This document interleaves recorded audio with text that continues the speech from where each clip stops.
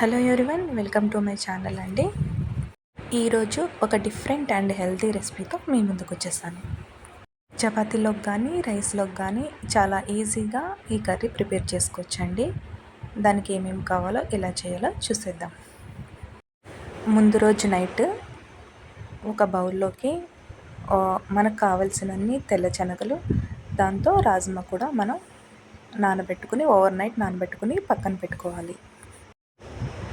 Cooker తీసుకుని కుక్కర్లో మనకి సరిపడా ఆయిల్ వేసుకోవాలి.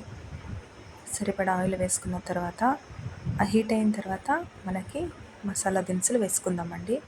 దాల్చిన చెక్క, ఒక 4-5 లవంగాలు, పలావ్ ఆకు వేసుకుని కొద్ది కరివేపాకు వేసుకుని ఫ్రై చేసుకోవాలి. అది ఫ్రై అయిన తర్వాత నేనైతే ఒక 3 ఉల్లిపాయలు తీసుకుని మిక్సీకి వేసుకున్నాను. చిన్న ఉల్లిపాయలు మిక్సీకి వేసుకున్న తర్వాత ఆ పేస్ట్ని కూడా మనం ఈ ఆయిల్లో వేసుకొని ఫ్రై చేసుకోవాలి. లో ఫ్లేమ్లో పెట్టుకుని పచ్చివాసన పోయేంత వరకు మనము ఈ పేస్ట్ని అయితే కుక్ చేసుకోవాలండి. చూస్తున్నారు కదా, ఈ విధంగా గోల్డెన్ కలర్ వచ్చేంత వరకు మనం కుక్ చేసుకుందాం.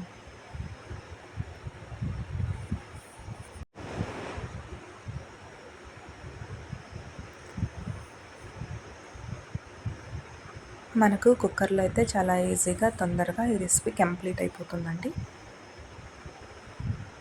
సరే, కలర్ అయితే చేంజ్ అయిపోతుంది. ఇప్పుడు మనం ఒక టేబుల్ స్పూన్ అల్లం వెల్లుల్లి పేస్ట్ కూడా వేసుకుని పచ్చివాసన పోయేంత వరకు మనం ఫ్రై చేసుకుందాం.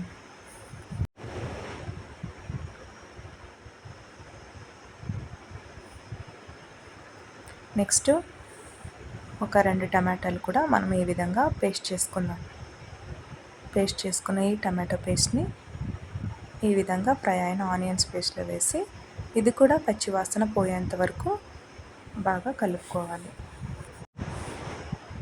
పచ్చివాసన పోయేంత వరకు ఫ్రై అయిందండి.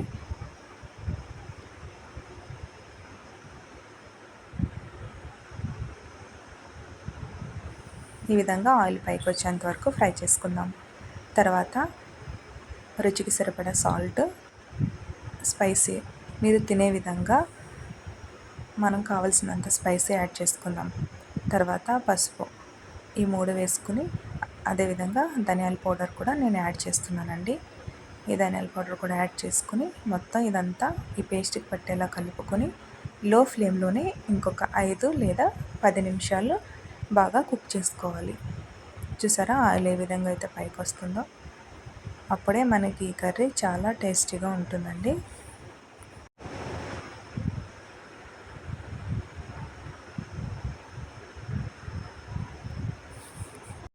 ఈ పేస్ట్ అయితే బాగా కుక్ అయిపోయింది.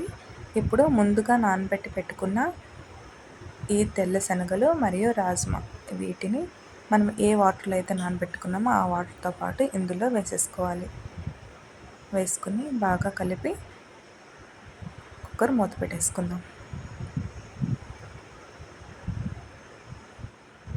మూత పెట్టుకున్న తర్వాత ఒక 3 లేదా 4 విజిల్స్ వచ్చేంత వరకు మనం కుక్కర్ వేసుకుందాం.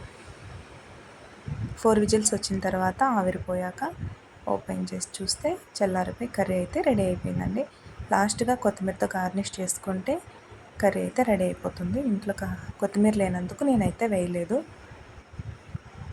చూసారు కదా, చాలా ఈజీగా హెల్తీ రెసిపీ అయితే రెడీ అయిపోయింది.